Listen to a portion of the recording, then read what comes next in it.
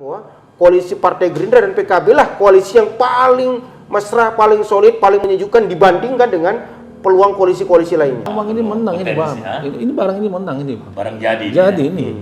Jadi,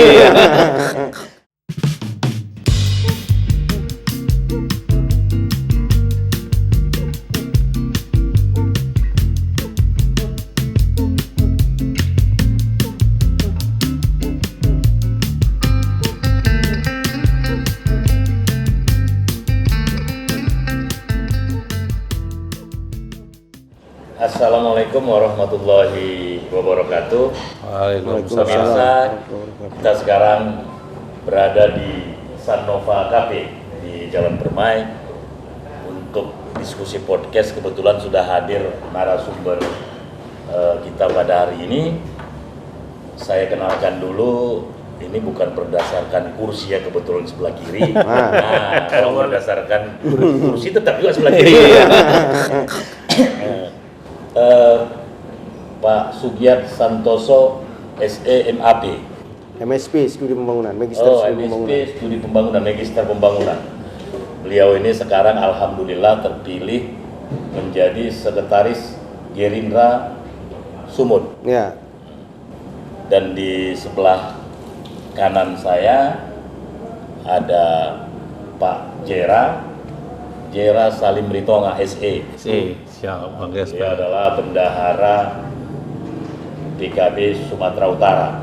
Kenapa beliau yang kita panggil, satu dari Gerindra, satu dari PKB, ini guna membahas, mendiskusikan tentang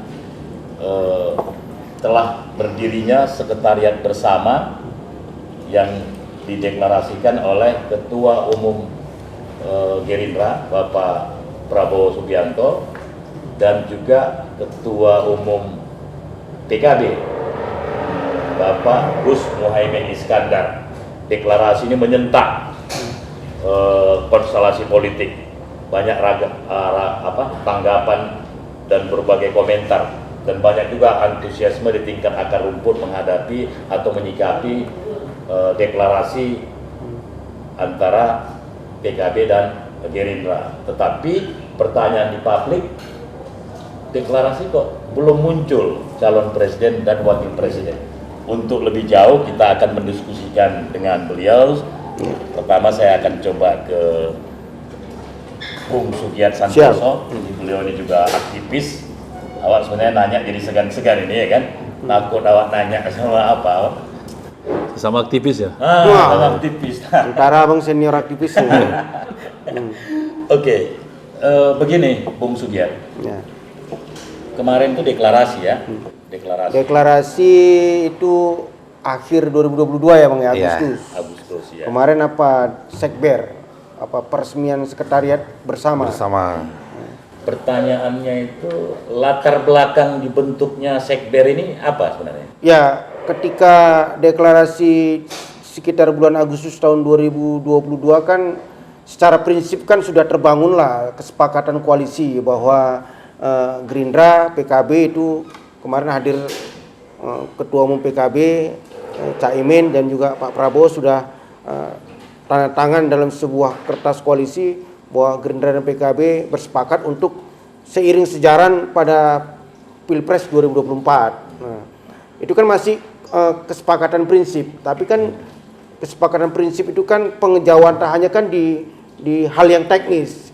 Dalam kerangka untuk konsolidasi teknis mewujudkan kesepakatan itu atau memenangkan kesepakatan itu pada pertarungan Pilpres 2024, ya memang harus ada sekretariat bersama, di mana sekretariat bersama itu akan menjadi tempat konsolidasi antara Gerindra dan PKB untuk membangun kekuatan-kekuatan politik menuju Pilpres 2024. Tetapi yang jadi pertanyaan, biasanya kan program itu mengacu ke perjanjian bersama itu semacam gentleman agreement ya.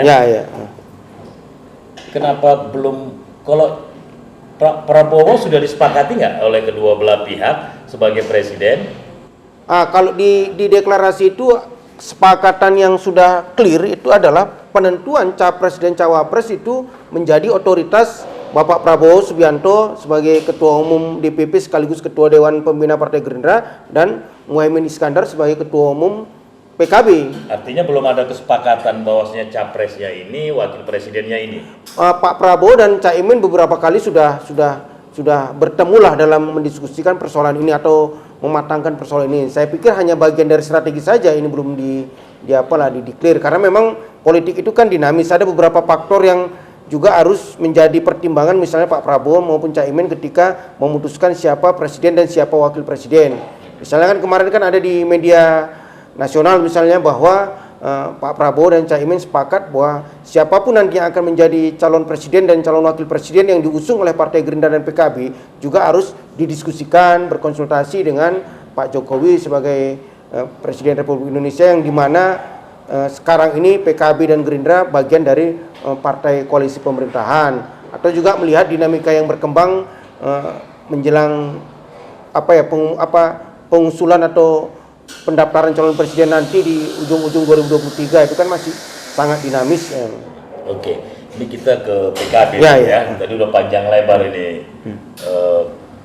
Bung Sugiat, Sekjen Gerindra, mengungkap latar belakang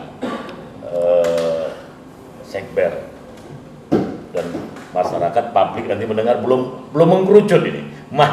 Mengkerucut tentang Kalau koalisinya sudah sangat mengkerucut bahwa Gerindra dan PKB bahkan mungkin dibandingkan dengan koalisi-koalisi yang lain, misalnya seperti KIB, seperti koalisi perubahan, atau bahkan seperti yang terjadi di internal PDIP misalnya.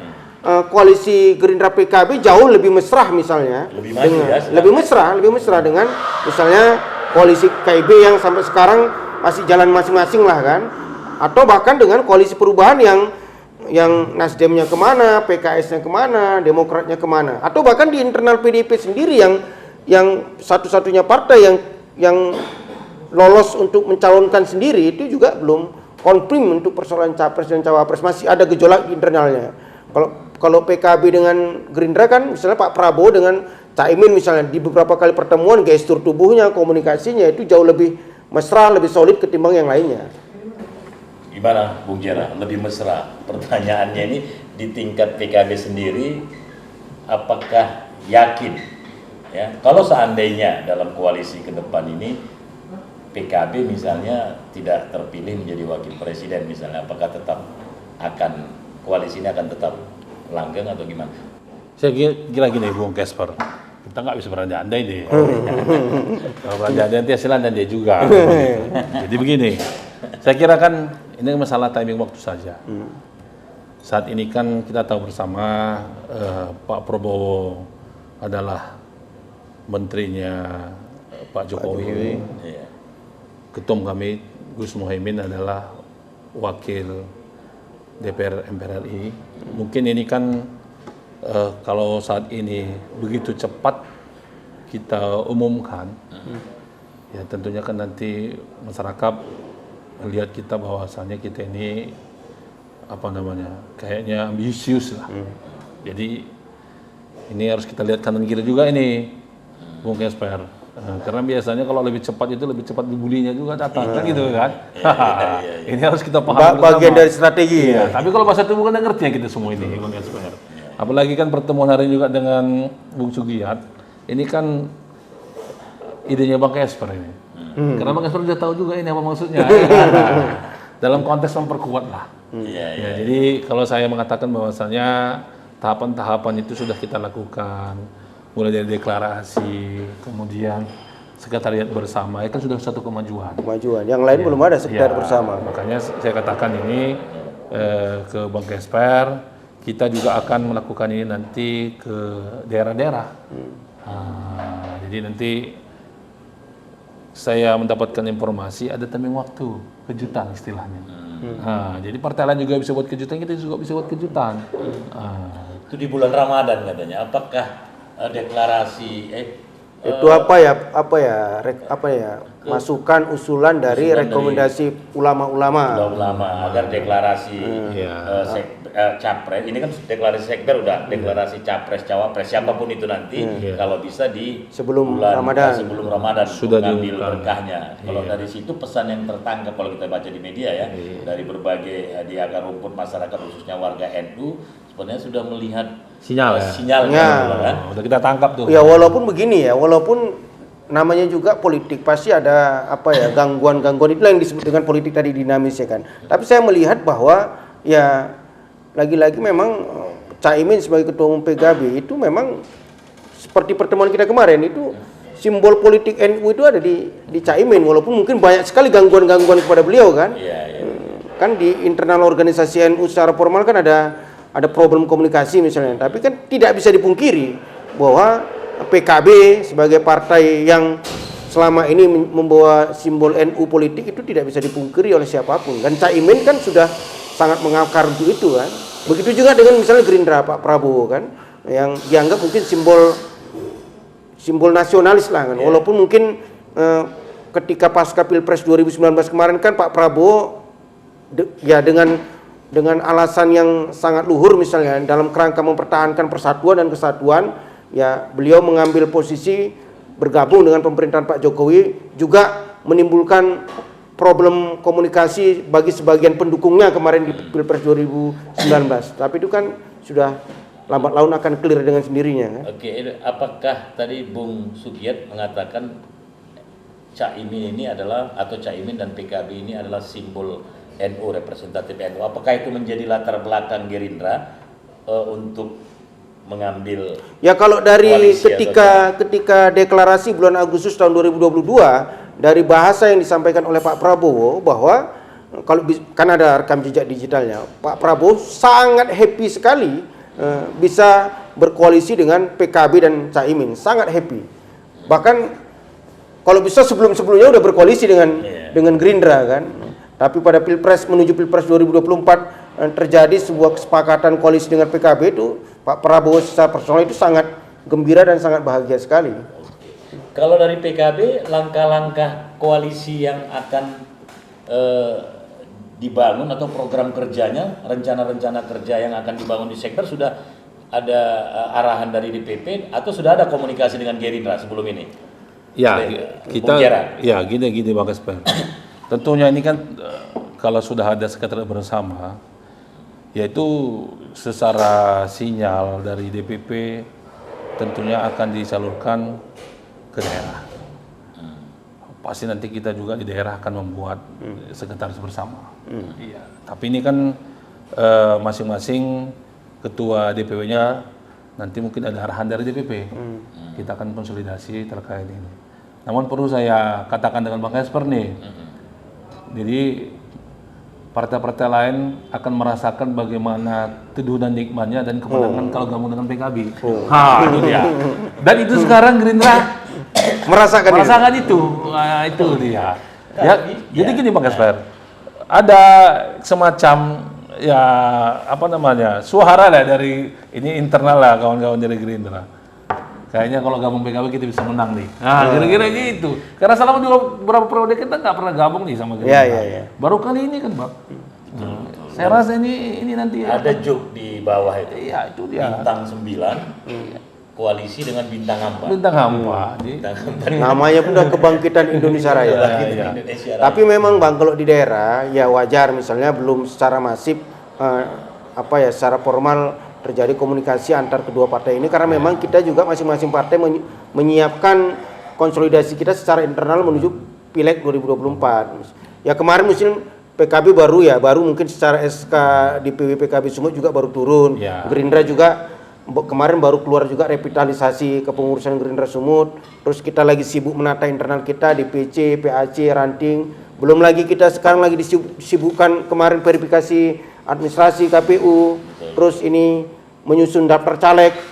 Kalau tingkat provinsi kan menyusun daftar caleg DPRD provinsi. Terus kita juga lagi memonitoring kawan-kawan DPC kita di tingkat kabupaten kota untuk segera menyusun daftar caleg tingkat DPRD kabupaten kota ya.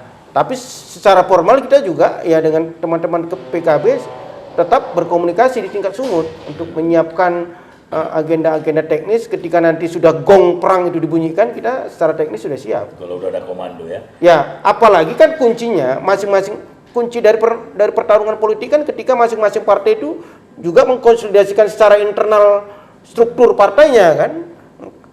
Misalnya diumumkanlah nanti, katakanlah diumumkan sebelum Ramadan calon presiden dan calon wakil presiden Gerindra dan PKB si Anu dan si Anu. itu tidak akan ada artinya kalau infrastruktur Partai Gerindra dan PKB itu tidak kuat mengakar sampai ke anak ranting. Ada yang menarik. Tadi sudah dijelaskan sama Bung Sugiat dan juga Bung Jera ya. Artinya konsolidasi internal antara PKB dan Gerindra ini sudah solid, gestur pesan-pesannya juga sudah nyampe ke masyarakat. Cuman kemarin kan ketua Nasdem, jajaran pengurus Nasdem berkunjung ke sekretariat bersama. Ini bagaimana Bung Sugiat dan Bung Jera selaku pengurus di tingkat daerah Sumatera Utara melihat apakah ada potensi peluang Nasdem bergabung ke Koalisi Indonesia Raya, dan kalau bergabung biasanya kan ada kompromi-kompromi politik. Misalnya tawaran Nasdem, ya udah kami capresnya atau kami cawapresnya, kan di 3 koalisi ini pasti akan ada gesekan kan? Kalau semangat yang disampaikan oleh Pak Prabowo maupun Cak Imin ke publik bahwa Pak Prabowo dan Cak Imin malah ingin merangkul sebanyak-banyaknya elemen bangsa untuk bersatu. Apalagi kan demokrasi ini kan bukan tujuan, ini alat. Tapi yang paling penting bagaimana pemimpin-pemimpin bangsa ini melihat persoalan bangsa ke depan kan. Apalagi kan kita mendapat informasi bahwa tahun 2023 ini kan peluang untuk terjadinya krisis ekonomi kan sangat besar kan. Ya baik Pak Prabowo maupun Cak Imin, jangankan Nasdem, kalau bisa seluruh partai itu bersatu untuk. Tapi kan Bung, kalau dia masuk namanya politik ya. Pasti ada muatan-muatan politik ya, termasuk pastilah dalam konteks kompromi capres dan cawapres. Oke, gimana Bung Jera? Ya, tadi sudah jelas. Saya rasa gini, Bung Kasper. Ini kan kita melihat dari kacamata politik kita. Kita sebetulnya bisa ambil kesimpulan bahwasanya Nasdem tertarik dengan kita ini. Wah, itu dia. Itulah daya magnet koalisi ini gitu, Bung Kasper. Tapi pertanyaannya, ketika Nasdem masuk ke Koalisi Indonesia Raya, pasti ada muatan politik yang sudah kita lihat, yang sudah terekspos. Nasdem itu kan punya capres yang namanya Anies Baswedan. Begitu dia masuk, nggak pun Nasdem Bang, baik Nasdem ataupun nanti katakanlah KIB juga berusaha membangun komunikasi politik dengan Gerindra dan PKB, bahkan PDIP juga mungkin seperti itu. Tetap dalam agreement yang sudah tertulis di Agustus 2022 bahwa calon presiden dan calon wakil presiden yang akan diusung oleh Partai Gerindra dan PKB, katakanlah plus nanti ditambah oleh partai-partai lain, tetap menjadi otoritas Pak Prabowo dan Cak Imin. 2 tokoh inilah yang akan berembuk 4 mata, berdiskusi, mematangkan apa yang menjadi keputusan politik yang akan disampaikan ke pasukannya masing-masing di level bawah. Artinya pengurus DPW di tingkat Sumut maupun di jajarannya akan tegak lurus dengan keputusan. Dan lagi-lagi Bang, dan yang menjadi rasa syukur kita bahwa melihat situasi politik nasional, selalu yang ditampilkan oleh Pak Prabowo dan Cak Imin dalam membangun komunikasi baik di antara Partai Gerindra maupun PKB, bahkan mungkin di luar, komunikasinya adalah komunikasi yang menyejukkan. Ya jujur saja, koalisi itu kan bukan hanya urusan politik ya, tapi kalau hatinya itu sudah nyatu, apapun yang akan menjadi keputusan itu enak dilaksanakan Bang. Dan Pak Prabowo dan Cak Imin kan secara gestur tubuh maupun secara komunikasi kan, ya sekali lagi saya mengambil kesimpulan bahwa koalisi Partai Gerindra dan PKB lah koalisi yang paling mesra, paling solid, paling menyejukkan dibandingkan dengan peluang koalisi-koalisi lainnya. Dan lebih maju selangkah. Lebih maju selangkah. Potensi. Oh, kalau saya bilang Bang ini menang ini Bang. Ini barang ini menang ini Bang. Barang jadi. Jadi ini. Jadi kalau ya, kan ada hitungannya. Kenapa ini potensi menangnya besar? Mungkin dari kalkulasi sosial, kalkulasi politiknya, kalkulasi Bung Jera gimana ngelihat? Ini Bang, kekuatan nasionalis digabungkan dengan kekuatan Islam moderat. Artinya ini adalah berbasis akar rumput ilmu. Ya, baik dari PKB-nya, baik dari Gerindra-nya. Jadi kekuatan ini bersatu Bang, siapa lagi menyaksikannya? Tinggal keputusan Allah Subhanahu wa taala. Ini Bang Kasper. Jangan ini sudah ada di lauhul mahfuz. Iya, sudah pasti ada lah Bang. Itu dia. Jadi kalau takdir itu kan sebelum dunia ini pun ada sudah tertulis. Yakin Bang. Yakin melaksanakan takdir. Begini Bang Kasper, yakinlah. Ini kepada seluruh masyarakat yang ada khusus Sumatera Utara. Kalau Gerindra dengan PKB ini Gus Muhaimin dengan Prabowo ini tetap berkoalisi ke depan, selesai ini urusan negara ini, Bang. Selesai barang. Aman itu semua. Sekarang Pak Sugiat, Indonesia jika terpilih nih pasangan Prabowo dan Gus Muhaimin, yang Pak Sugiat baca, Pak Sekjen baca dari visi misi Indonesia ke depan ini menurut Prabowo itu seperti apa sebenarnya? Ya pertama gini, sebelum kita bicarakan persoalan terkait dengan Indonesia masa depan menurut menurut cita-cita dan harapan besar dan mimpi besar Bapak Prabowo Subianto, saya masuk ke Pilpres dulu, pertarungan Pilpres. Ya. Kenapa Gerindra PKB ini akan menjadi jalan tengah dari pertarungan Pilpres 2024? Karena memang kan ada sebuah kekuatan sepertinya mau diarahkan Pilpres 2024 ini seperti Pilpres 2019 ataupun Pilpres 2014. Pertarungan antara kecebong dengan kampret ini mau dilanjutkan aja ronde ketiga. Ini berbahaya. Iya, Sementara politik identitas, ya politik identitas, terus politik kebencian, politik politik permusuhan itu akan dilanjutkan lagi. Dan memang kan di media sosial kan misalnya di luar koalisi Gerindra PKB itu kan mengkerucut itu kelompok kiri, kelompok kanan misalnya, kelompok Islam dan di luar kelompok Islam kan sudah mulai lagi mengkerucut pertarungan, perdebatan baik di Facebook, di WA, di Instagram maupun di banyak lah kan di pertarungan media sosial. Nah, Pak Prabowo atau Gerindra dan PKB ini bisa menjadi jalan tengah. Apalagi kalau misalnya partai-partai lain juga bersatu. Kan setelah 2019 ketika Pak Prabowo menyatakan diri untuk ikut bergabung dengan pemerintahan Pak Jokowi, seharusnya ini dituntas, nggak boleh lagi. Dan ini yang diharapkan betul oleh pemimpin-pemimpin kita seperti Pak Jokowi misalnya. Berharap betul bahwa 2024 adalah era persatuan seluruh anak bangsa untuk bagaimana menatap masa depan Indonesia ini jauh lebih maju dan jauh lebih jaya. Iya, memang kalau kita lihat di data benar yang kata Bung Sugiat itu. Sekarang ini kan menuju Pilpres 2024 itu pertarungan atau isu-isu politik identitas itu menguatkan serangan itu kan banyak ke koalisi sebelah lah kita bilang ya. Atau kalau kita sebut aja itu kan banyak serangan ke Anies yang politik identitas melekat oleh lawan politiknya. Ya kita belak-belakan lah misalnya kalau kelompok Islam yang kemarin 2019 dianggap simbolnya Anies misalnya kan, kelompok yang lawannya itu dianggap Ganjar misalnya atau PDIP misalnya kan. Kan tidak boleh itu dibiarkan terus-menerus. Dan ada keuntungannya Bung, saya lihat ternyata memang yang paling sedikit serangan yang mengarah ke situ itu di koalisi Indonesia Raya. Jadi kebangkitan Indonesia Raya. Jadi sosok Prabowo itu minim ada isu-isu yang melekat. Begitu juga dengan PKB itu. Bung Jera melihatnya kenapa seperti itu? Ya ini dia Bang, saya bilang inilah PKB ini Bang, bisa menengahi. Jadi artinya kita kan tidak boleh lagi tetap ikut pada politik identitas, politik kebencian, hate speech. Inilah kita meredamnya Bang. Dengan koalisi antara Prabowo, Caimin, PKB dan Gerindra, hal-hal itu nanti Bang bisa kita minimalisir Bang Gasper. Ya, tanpa kita sadari, hal itu kan terjadi. Yang banyak serangan itu kan ya mohon maaf ini Islam kanan, ya yang ada yang menganggapan sana kiri, itu kan nggak perlu lagi. Ini kan jangan sampai ada inang itu hilangkan semua.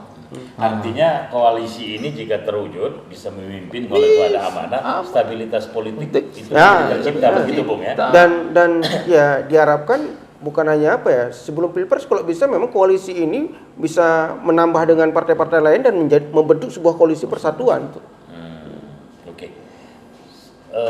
Karena ini terbatas gitu juga menarik apalagi kita bicara tentang koalisi, pesanlah himbauan dari Bung Sugiat ke masyarakat dalam menyikapi dinamika Pilpres 2024, khususnya bagaimana dukungan dari masyarakat terhadap koalisi kebangkitan Indonesia Raya ini. Ya, kita selalu diajarkan oleh Bapak Prabowo Subianto sebagai founding father partai kami bahwa politik itu adalah jalan, bukan tujuan. Demokrasi itu adalah jalan, bukan tujuan. Apa tujuannya? Tujuannya adalah mensejahterakan rakyat. Tujuannya adalah bagaimana membangun Indonesia ini bisa menjadi negara yang yang adidaya seperti negara-negara lain, negara yang bisa menjadi petarung dan bahkan mungkin juara pertarungan global. Oleh karena itu, kalau jangan kita sebagai partai politik jangan sampai menjadikan politik ini malah membuat kehidupan bermasyarakat kita, kehidupan berbangsa kita, kehidupan bernegara kita itu menjadi menurun.